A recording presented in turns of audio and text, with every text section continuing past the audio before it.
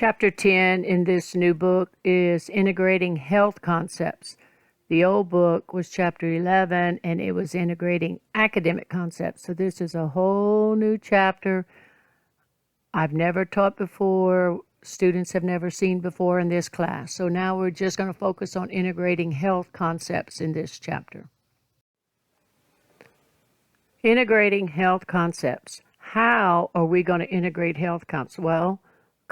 Well, to back up, first thing you need to realize is health education is just as an essential part of the total education of the children, just like math, science, PE, and history, and so forth.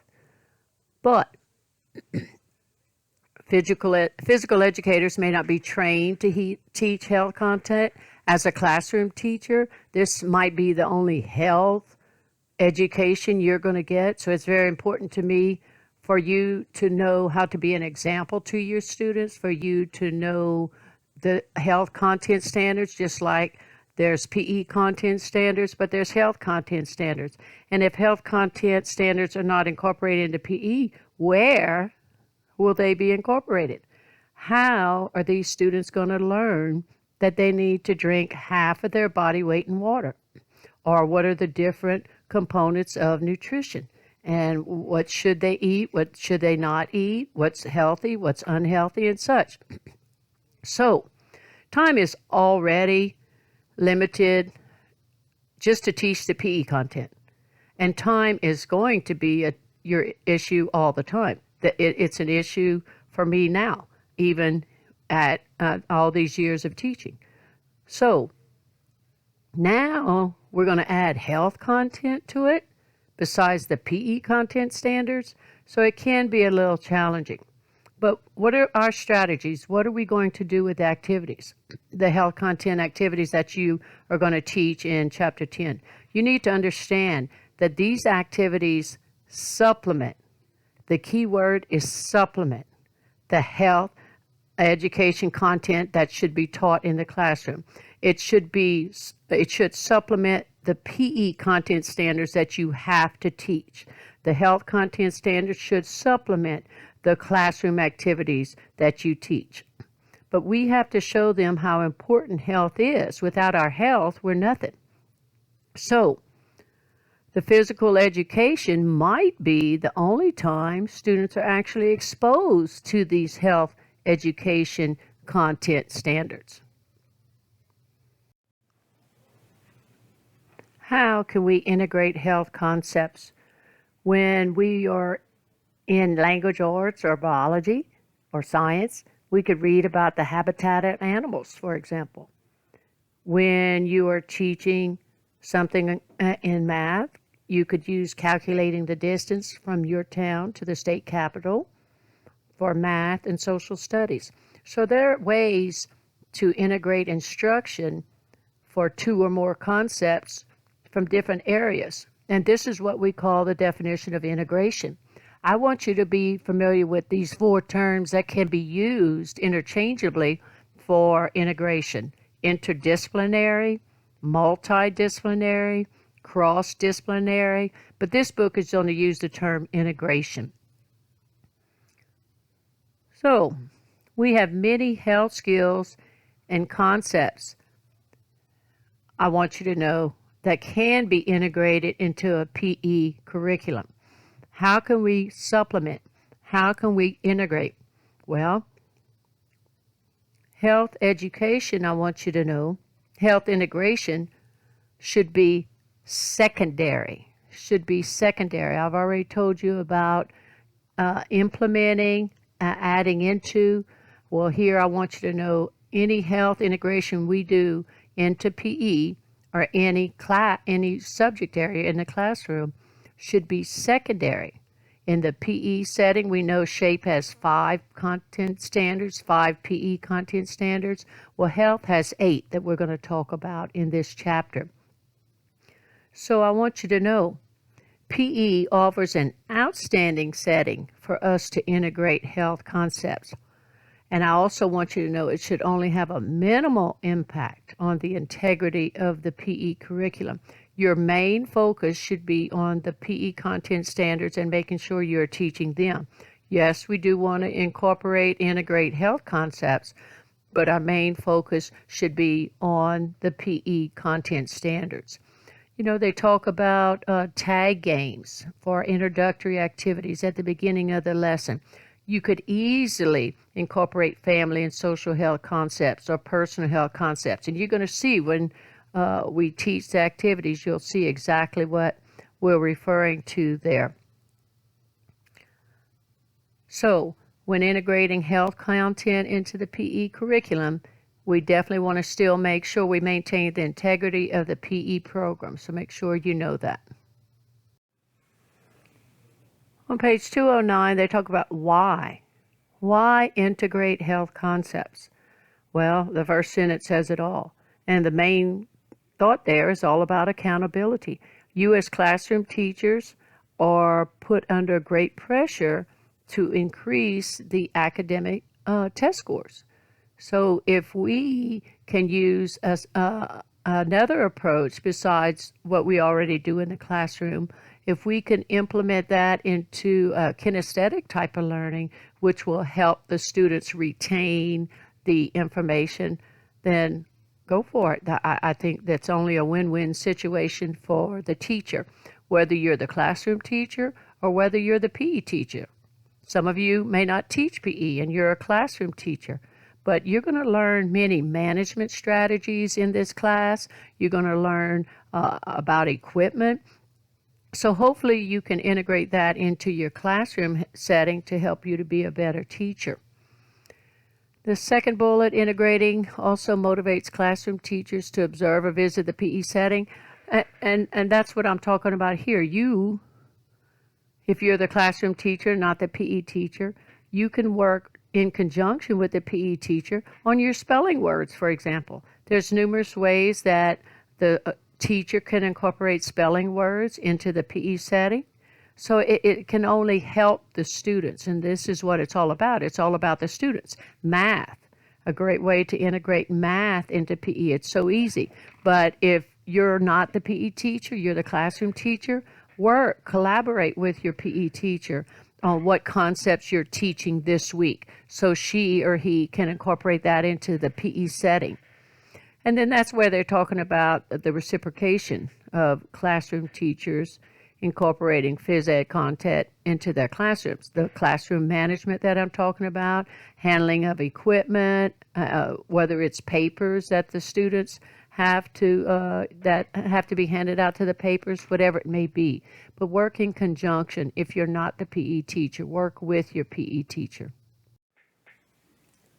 Here are the benefits and limitations of integrating health concepts into the PE setting. I want you to be familiar with these 4 benefits and these 3 limitations. You need to know them. The benefits, we build goodwill within the school when we show that we want to create students that are universal, that it's not just about PE, it's all about health and getting the students to feel good about themselves. So,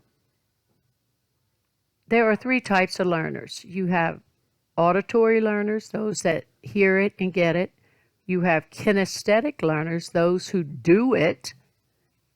And you have visual learners, those when they see it, they get it. Now, don't get me wrong. We want to be a universal type of person, a universal type of learner where we do all 3. But I can tell you right now, I'm a kinesthetic and I'm a visual learner. I'm very weak in auditory learning, just telling me what to do. I have to do it. I have to see it. So when a teacher gets up there and just lectures in the classroom, whether it's history or geography or whatever it may be, I didn't get it. I had to write it down. I had to see a map. I had to do it.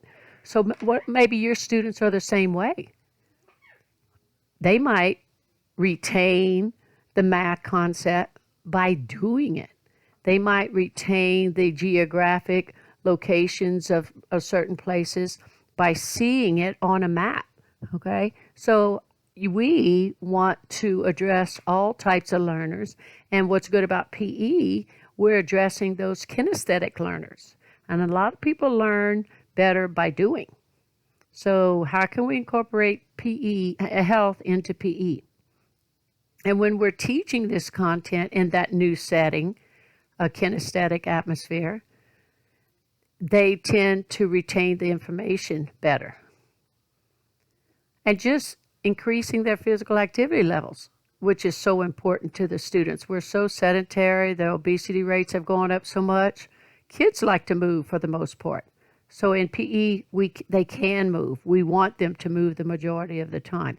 So these are 4 definite benefits of integrating health into PE. What are the limitations? Time.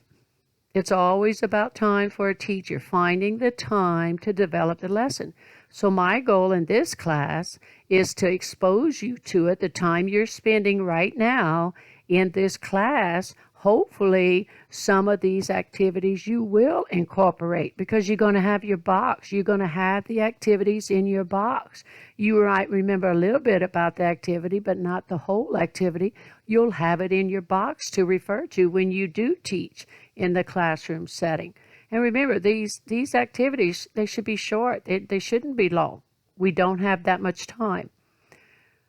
So planning for integration, we have to make sure we'll not sacrifice the PE lesson. So if they're in the PE classroom, PE playground, gym, and you're teaching PE, we cannot sacrifice PE for health integration. But we definitely want to supplement. We definitely want to touch on it. We might talk about it for a minute, maybe 2 minutes, and that's good. We introduced it to them, and then we might repeat it or review it at the end of the PE lesson or at the end of the math lesson. And that's what it's all about, reviewing the material, repetition with the material to help retention. You may feel uncomfortable teaching outside of your comfort zone, but that's why I'm trying to expose you to a multidimensional area of activities that can be incorporated into PE or even into the classroom. What are the different types of integration? You have your individual model where you work by yourself. Well, if you're not the PE teacher and you're the classroom teacher, then you would need to do the partner model. If you're the classroom teacher, or if you're the PE teacher rather, then you could do the individual model by yourself. But whether you're the classroom teacher or the PE teacher, you need to do the partner model because that's when the two work together. The PE teacher works with the classroom teacher or the special ed teacher to figure out ways to integrate that content. And it can be a simple email sent to the PE or classroom teacher. It doesn't have to take a lot of time, and you can keep track of that from week to week to week. For the first year you do it, and then the next year you just, week 2 we're covering this, week 3 we're covering this. It shouldn't change that much.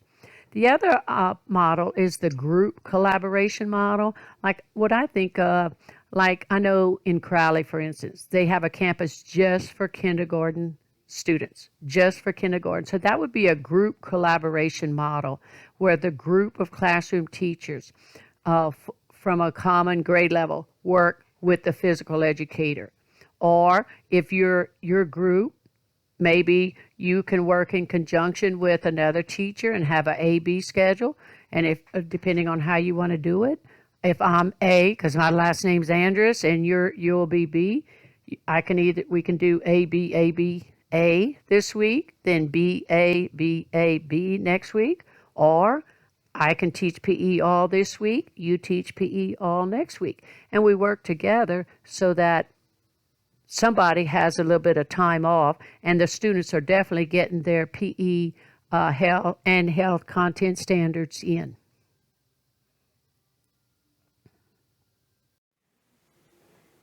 So what are the steps to actually integrate health content that they talk about on page 210?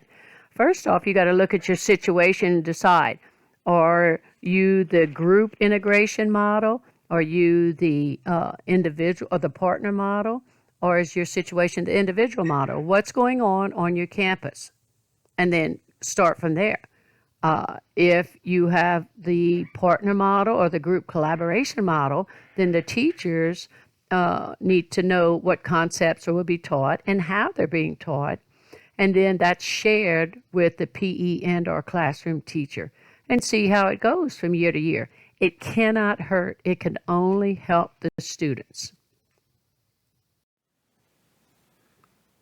On page 211, you have figure 10.1, which is the National Health Education Standards. We know PE has only 5, but if you look here, health education has 8. Standard 1, what is it dealing with? Health promotion, disease prevention, basic concept, and what can we do in order to promote health and prevent diseases. Standard 2, how does our family or peers or our culture or the media, my goodness, the media and technology, how does that influence our health behaviors? That's huge. Standard 3, just because something's on the internet doesn't mean it's automatically valid information. We have to know how to assess this information and make sure it's appropriate and valid and the products and services. Standard 4, interpersonal communication skills. How to talk to people. Standard 5, decision-making skills. Standard 6, goal-setting skills. It is so important to have short-term goals and long-term goals. You know, short-term goals like for today, this week, this semester, this school academic year, in a couple of years, you know, how long do you plan to teach and such? So it's important for us to have goals and set goals.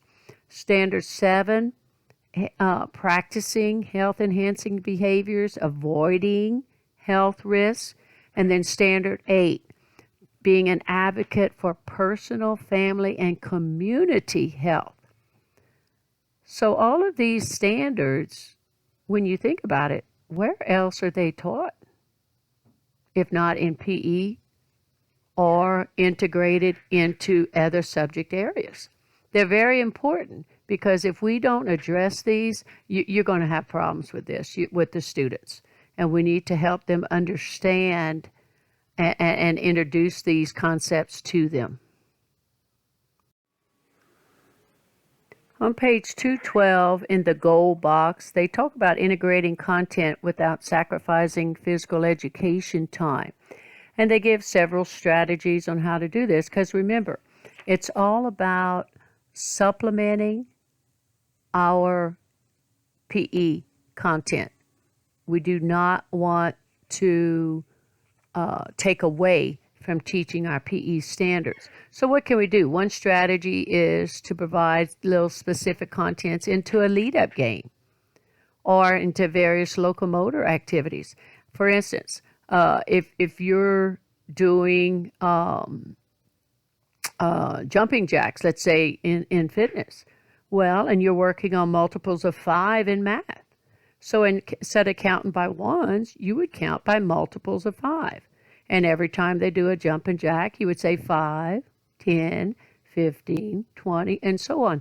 It's so simple of ways to incorporate math into this and also to incorporate health into these components.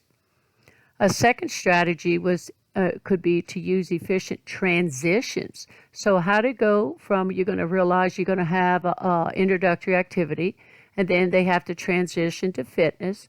Then they have to transition to actual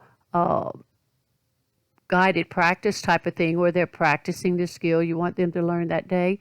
And then they actually play games or activities. So transitioning from one to the other, we can easily incorporate health as a component. We can also train classroom teachers how to integrate PE into the content area. Go Noodle is a great site for classroom teachers to incorporate all kinds of concepts, health, PE, into the classroom. And they're short. You portray them up on the screen, and the students love it. They're 2-3 minutes maybe. And then there's also some calming down activities after they come back from recess or PE or Thanksgiving break or Christmas break, and they're all hyper. So we want to focus on content content that's easily connected. Sun safety, we can easily connect, relationships, goal settings. These are all examples. These and the different activities you'll see in classroom that correlate with this. Every chapter in this new book ends with takeaways. So what's our takeaway? What are we getting from chapter 10? Integrating health concepts. Integrating of classroom skills and concepts may lead to physical education skills and concepts being integrated into the classroom. So it's a two-way street, back and forth. We definitely do not want to sacrifice PE content or physical activity just to integrate classroom content, health content.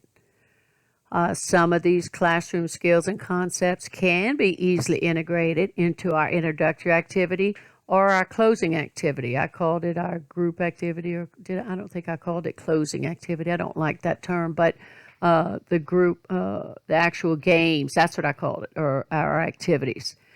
And then we can integrate health concepts various ways, but we have to prepare. That first year of teaching any new subject or any new grade, it takes a lot of preparation time. But after that, it gets easier. So this concludes Chapter 10.